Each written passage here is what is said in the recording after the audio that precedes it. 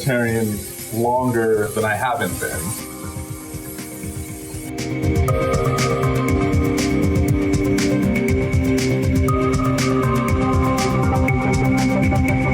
I didn't spend much time outside. I was much more of a bookworm. I like to read stories, but also I guess as a little boy I enjoyed playing video games and watching cartoons, and I think across the board the thing that really drew me in most was stories, right? And telling really good, meaningful stories that have some sort of value, and that was the thing that I really, for the first part of my life, I would say was the defining characteristic of what I enjoyed.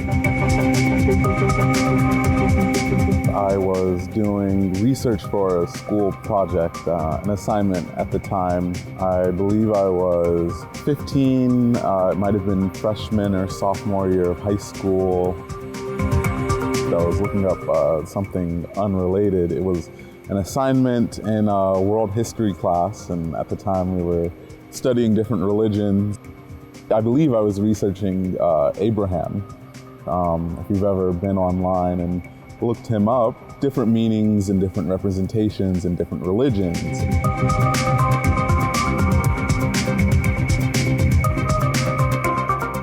You know, I knew that I believed in God and I believed in Jesus, but there were other things that I had questions about, and in getting the education that I was receiving and being able to learn about different religions, I could see that, there really are some similarities between, Christianity and, say, Buddhism or Islam. And, I could sort of see that the underlying principles and ideas were really a lot more aligned than I think people would realize.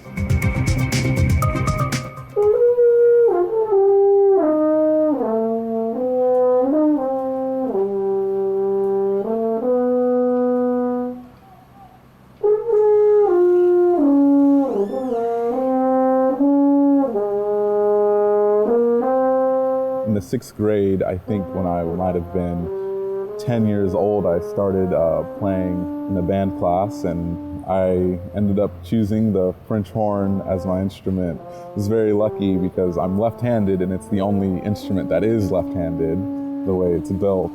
From then on, music had always been a really central part of my life.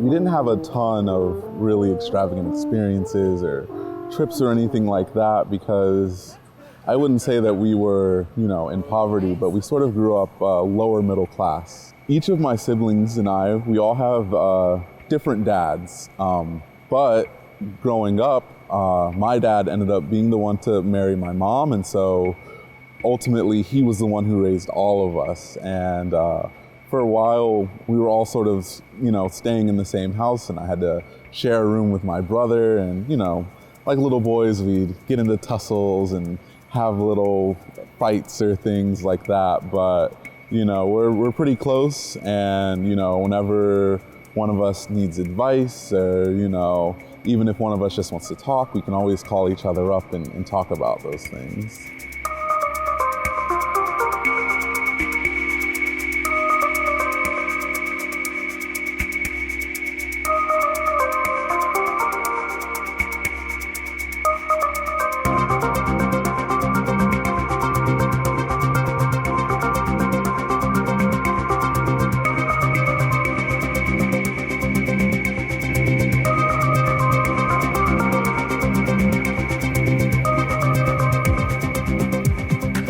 My name is John Chrisman. I'm 24 years old and currently living in Irvine, California, right in the middle of Orange County. I currently work within the pharmacy industry, but I'm also getting my master's in public health from the University of Southern California. I'm working, or rather serving, on the local spiritual assembly of Irvine, and I'm also very privileged to be serving as the study circle coordinator for the Orange County Central Cluster. I am married. My wonderful wife is currently getting her PhD from the University of California, Irvine. And we have a baby on the way. And so hopefully in a few months, I'll have a beautiful baby girl.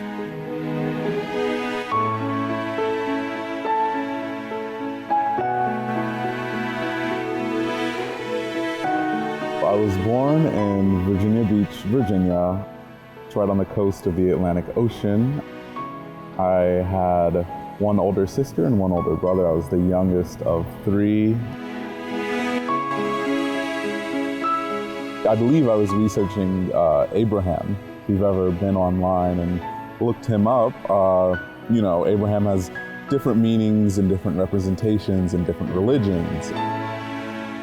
On the web page I was on, it sort of talked about Abraham and Judaism, Abraham and Christianity and Islam, but at the bottom of the page there was a section and it talked about Abraham and the Baha'i faith, and that was the first time I'd ever heard of the Baha'i faith. I didn't really need it for the assignment I was doing, so I was like, oh, I'll just let it go and maybe I'll look it up some other time.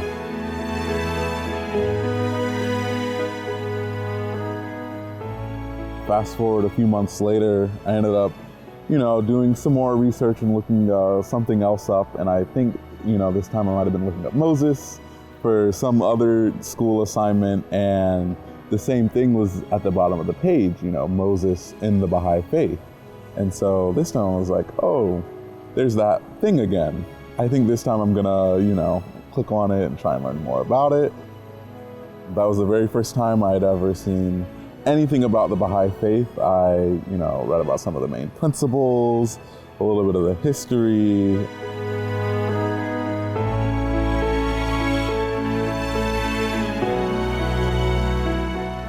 I would go around talking to my friends and saying, hey, have you heard of the Baha'i faith?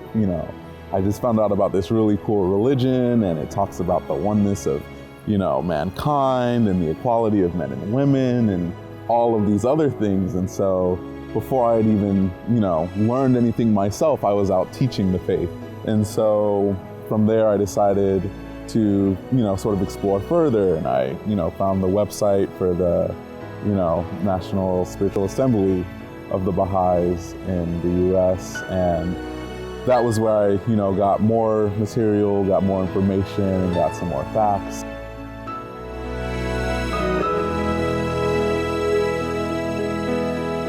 Study Circle it's a really wonderful institution of the faith. Friends come together, studying the material that's been provided by the Ruhi Institute. And, it's a really great way to facilitate discussion and learning. For me, it's always so wonderful to do a study circle with friends, because you learn so much, not just about the faith, but also about each other and what it means to have discourse in society.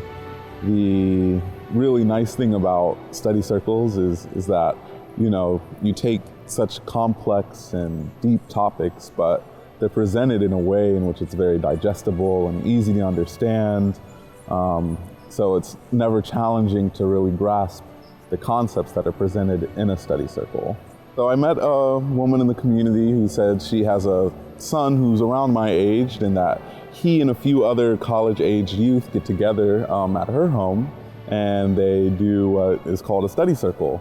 At the time, I didn't know anything about it or what it meant, but I figured, why not try it out? So I rode with her to her home, and I got to meet her family and a few of the other youth in the community, and we started our study circle. It's very fortuitous because we actually were studying the very first book, Ruhi Book 1, Reflections on Life of the Spirit.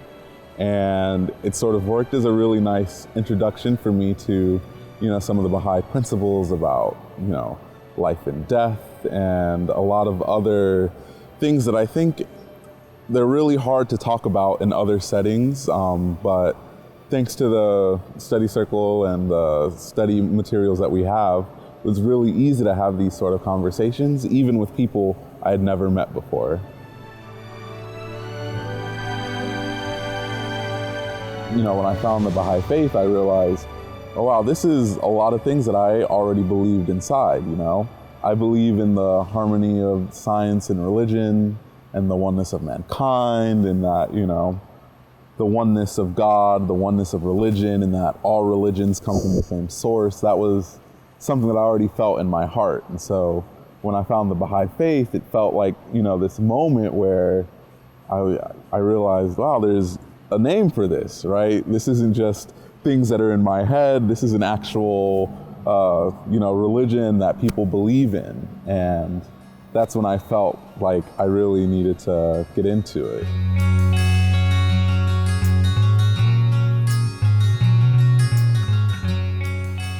Once I got these materials, I thought to myself, wow, this is really cool. I think I want to check out the Baha'i faith. And so then I told my parents about it, and their reaction was, well, son, you're 15 years old and you just found this religion on the internet that none of us have ever heard of. And, as any proper parent should be, they were a little cautious. And so they told me, how about you, instead of joining now, you just wait a couple years and see how you feel about it. You may not even be interested in it, 6 months from now. And so we worked out that, when I turned 18, I was an adult, I could make my own decisions, and if I really wanted to, I could explore the Baha'i faith further.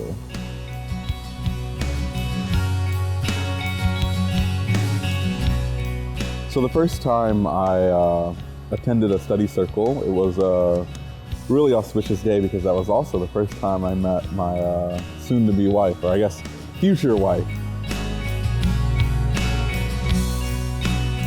I wasn't there looking for a girlfriend or anything like that, but with a lot of study circles, as you go, you and the participants, everyone involved, you become much closer friends and you really get to know each other. And so, I was very lucky because it wasn't for another year until we actually started talking and having any sort of conversations. But when we did, I sort of had the comfort of, well, I already know her character, I know what she's like, and I know that she's a really good person. And so then it was just a matter of getting to know each other, at a more simple level of, what kind of TV shows do you like? Do you like movies? What are your hobbies and things like that? And, it's been a really, I think, special experience for me in that, from the time that I became a Baha'i, this journey that I've been on, it's also been one in which I've been with her. And we've sort of gone on this journey together. And so I really associate not just, the Baha'i faith with all of the teachings and, wisdom that I've gained from the writings, but also the joy and experiences that I've gotten to have with my wife.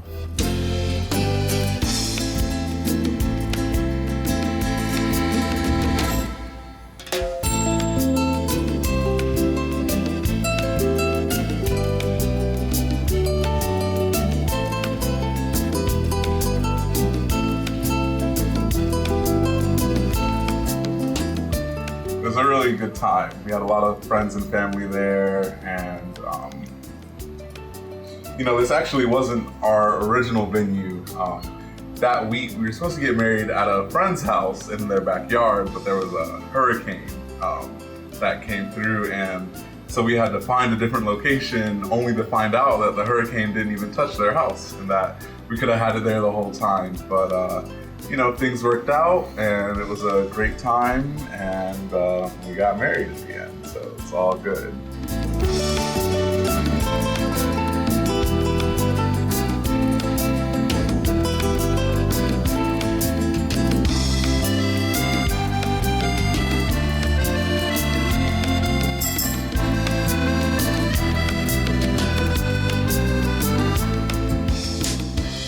When I was 18, I started my first year of college, and after a few months, I had decided, I think I'm still interested in the Baha'i faith. I still want to learn more about it, and so I decided to go online and register, and I declared myself a Baha'i.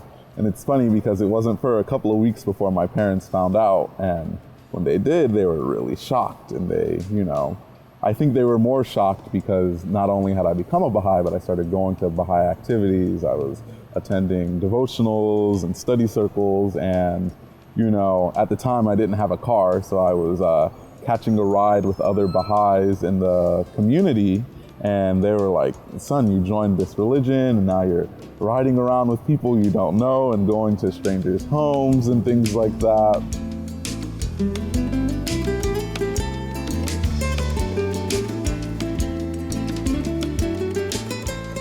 I was an obedient child in that, when they told me to leave it alone, I left it alone and we didn't talk about it anymore. And so it was a surprise to them to see that all these years later it had made such an impression on me that I decided to join.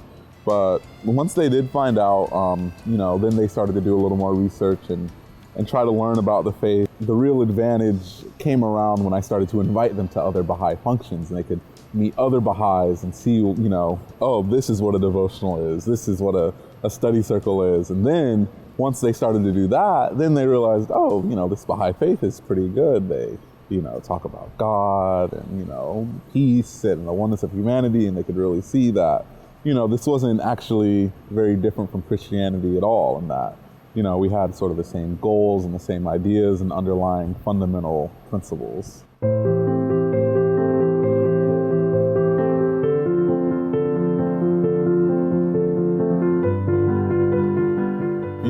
When I joined the Baha'i faith, originally I just joined because I felt like, I really agree with a lot of the teachings and principles. But once I actually became a member, that's when I discovered that, this is really an active process. There's nothing passive about being a Baha'i, and that, this religion is not a spectator sport.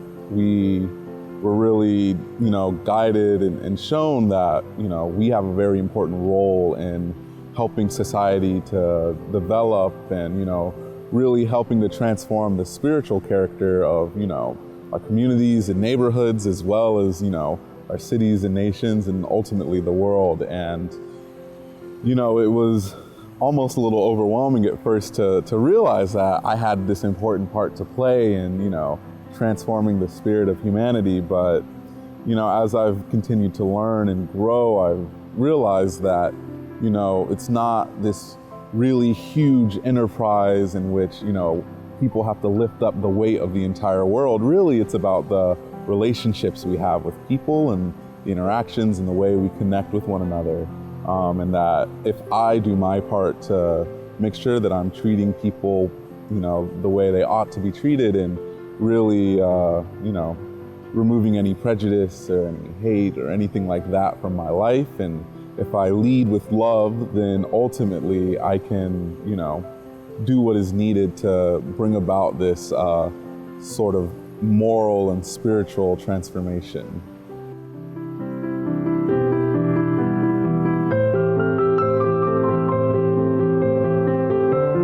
Because I'm a very, introverted person. I don't like to talk to strangers much. I usually keep to myself. And so I feel like my real challenge has been sort of pushing myself to be a little more sociable and, have conversations and build those relationships with people, because ultimately that's how the faith will grow.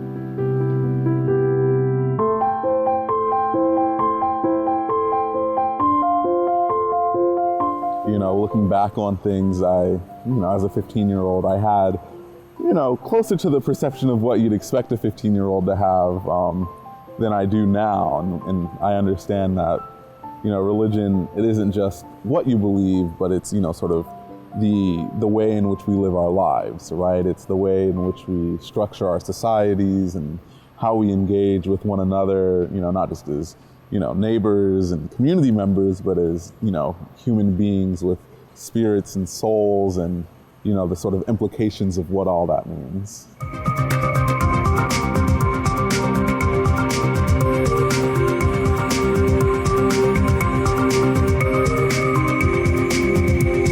No matter your path, if your heart is searching, then the truth will come like the breeze.